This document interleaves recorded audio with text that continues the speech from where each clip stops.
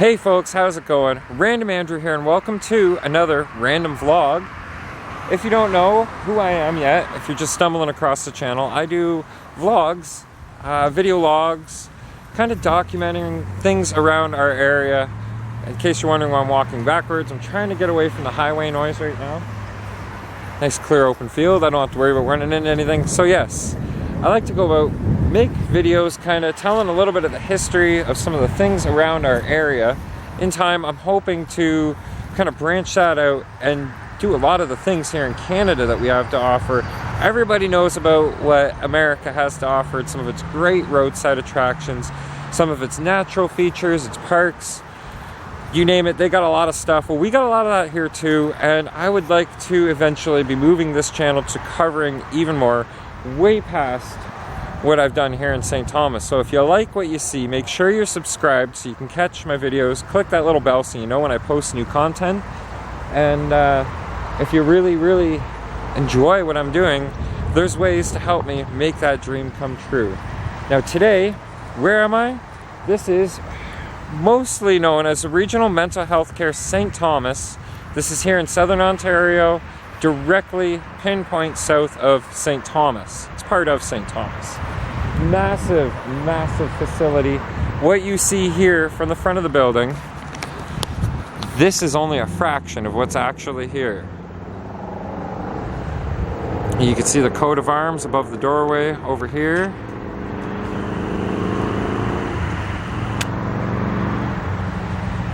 Now this place here, I'll tell you guys right now, it's probably titled in the video, this is an Urban Explorer's wet dream.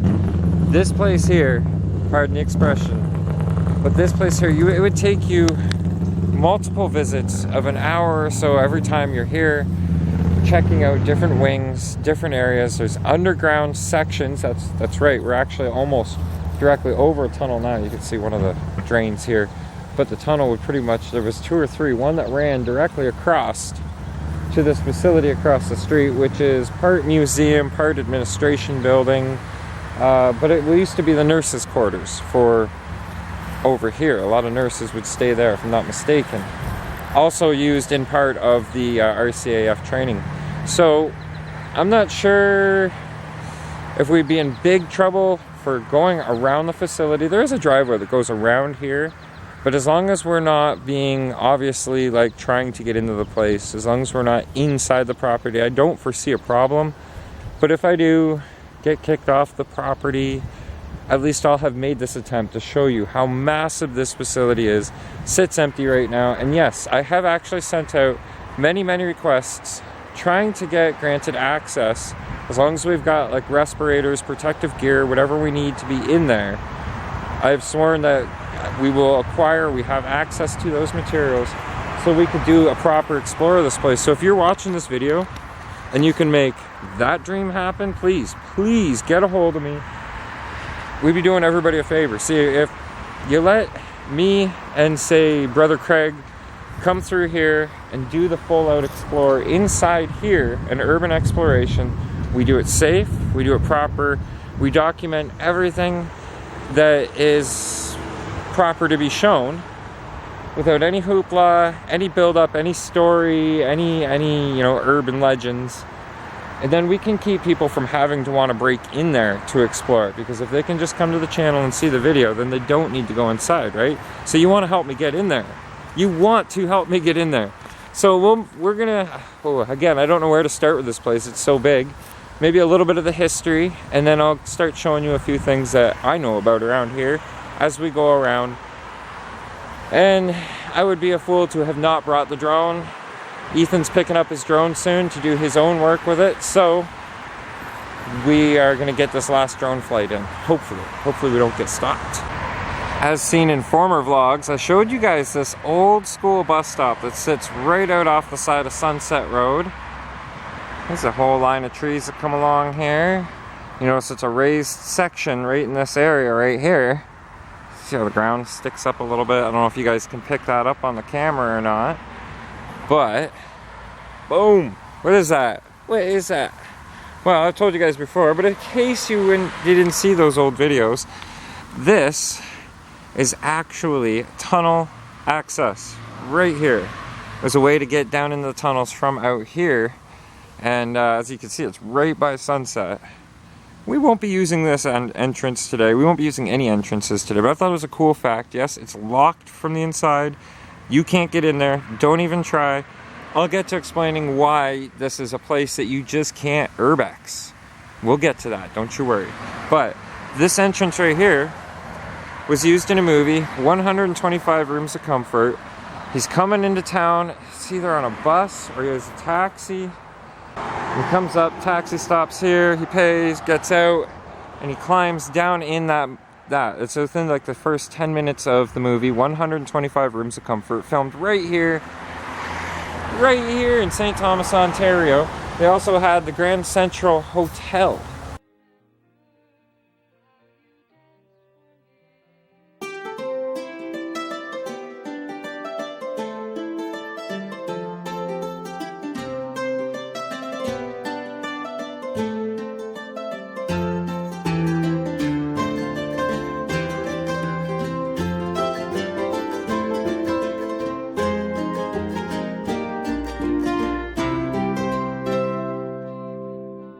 Yes, yeah, that was all through that movie. So if you ever wanted to see it, it's on YouTube still. I'm pretty sure it is.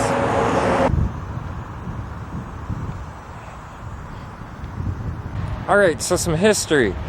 This facility, this entire facility, and as I'm going through this, I'll try and flash up some old relevant pictures to it. There's a little bit of wind right now, so bear with the wind noise, please. I'm trying to speak louder so that you guys can hear me if there is any wind. Wow, really? Okay, so we're just gonna deal with the wind. This facility right here, as massive as it is, was built in 1937 and took until 1939 to complete. From when they first opened in 1939, they got the first 32 patients, and then later there was 1,100 more patients. But when World War II was declared in, I guess, later in 1939, it said October 1939, this building was leased to the National Defense Department, and that was about when they would relocate all of their patients, most likely all of their staff, to other facilities, Southwestern Regional Mental Health in Dealtown. There's facilities up near Toronto, so this was their ideal location. This is where they wanted all the patients and staff got relocated. So that's when the RCAF started to train over 60,000 Air Force personnel for Air Force related needs. We'll refer to the big plaque sign right here. Here we have the plaque referencing RCAF Training School, Technical Training School. The only facility of its kind in Ontario during the Second World War. Number 1 technical training school, St. Thomas, was established by the Royal Canadian Air Force in 1939 to produce skilled ground crews for active wartime service.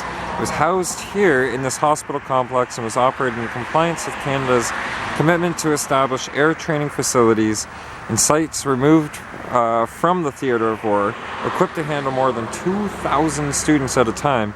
The school offered a 6-month courses for the aircraft electricians and aero engineer, airframe and instrument mechanics. Sorry, folks. In addition to specialized training for fabric and sheet metal workers. When the war ended in 1945, the school was closed and the complex returned to the Ontario Department of Health. It's kind of cool that was on site, because then I was able to provide you with information I didn't have to write down.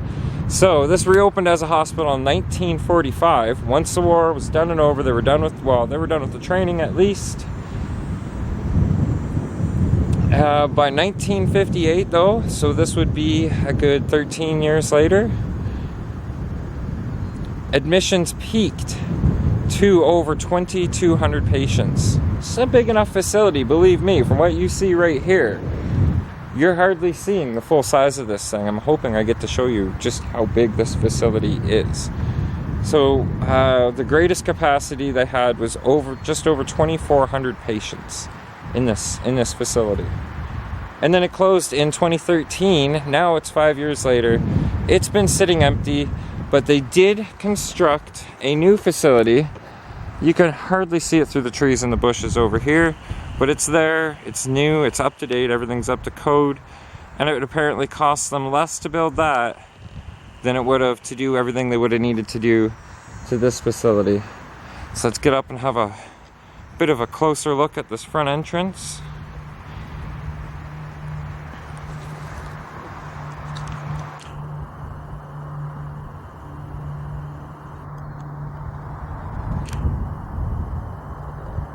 Ontario Government Hospital. I wonder if the camera even picked that up. There you go. And as you can tell by the way that everything's built, these little half pillars here, we got the inlays in the concrete.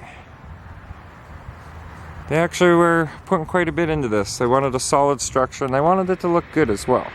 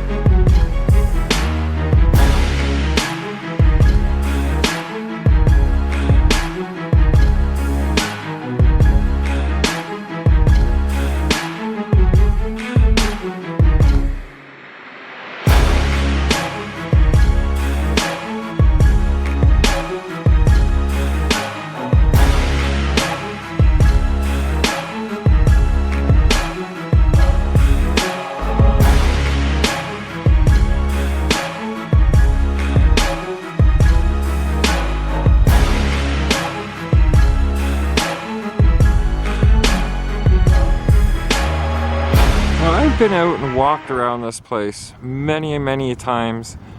I can remember touring around it when it was open because of a teen group that I was in. We'd lost a few friends in high school, and there was a group here, very awesome people running it, very good people involved in the group that were there to help support us and get through some very difficult times. But I wanted to take a look in here because if you look at the fencing, let's get up closer. We're not going to go too close because I don't want to alarm the wrong person. We're pretty much not going to go past this grass line right here. Doesn't it just look eerie?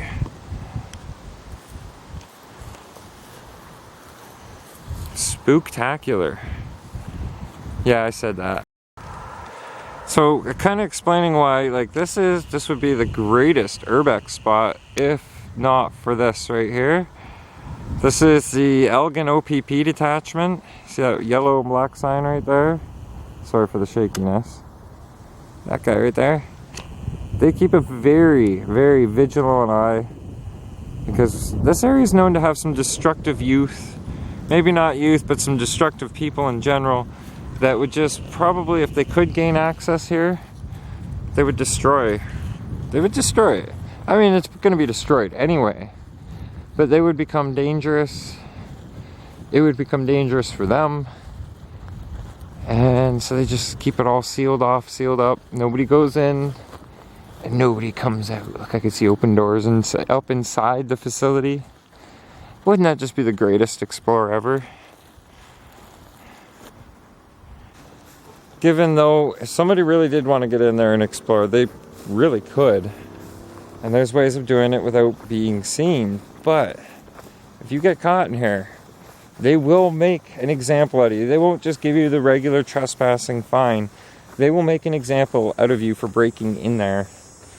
So the whole idea of doing an illegal urbex video and then posting it on YouTube, you will get caught. So for now, stick to the beauty of what you see from outside.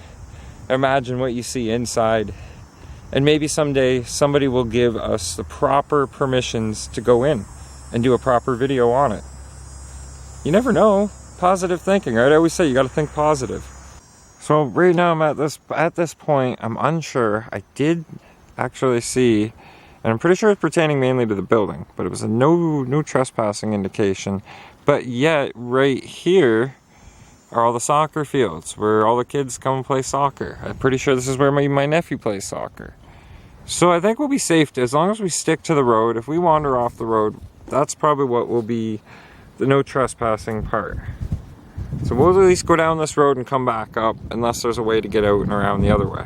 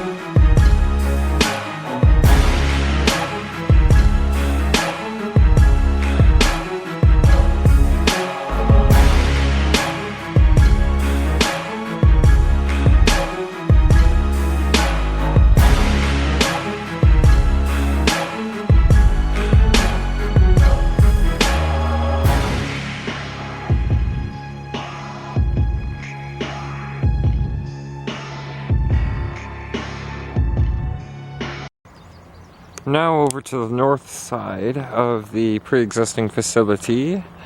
By the way, that is the back side of the new facility over here. That's not what we're here to see. We're here to see the remains, the remnants of what used to be here. Now over here, I gotta be honest, they got the big scary black and yellow no trespassing sign. That's kind of hard to not see. So this is as far as I'm going. I don't want to take chances. Like, I really would love to be able to show you guys every square inch of what's left out here. That big hill has got ventilation chambers on top of it. So I can't get a clearer shot of one of them for you. I think it's a ventilation chamber. Just a little stack there. Not sure exactly what it is, but it's there on top of the hill. There's a couple more.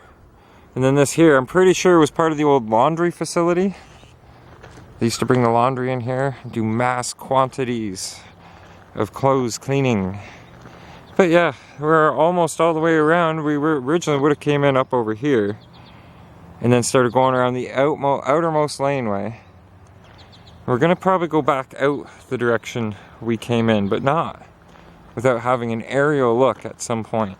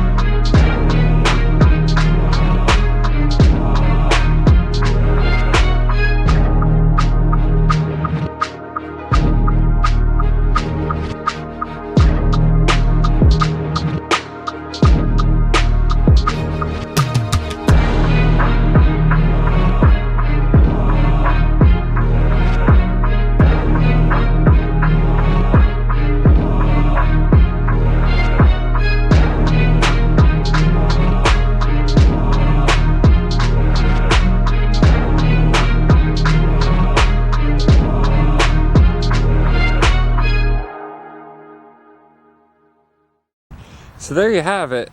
Without really pushing the boundaries to try and do the best part of the Explorer, which would be inside and underground.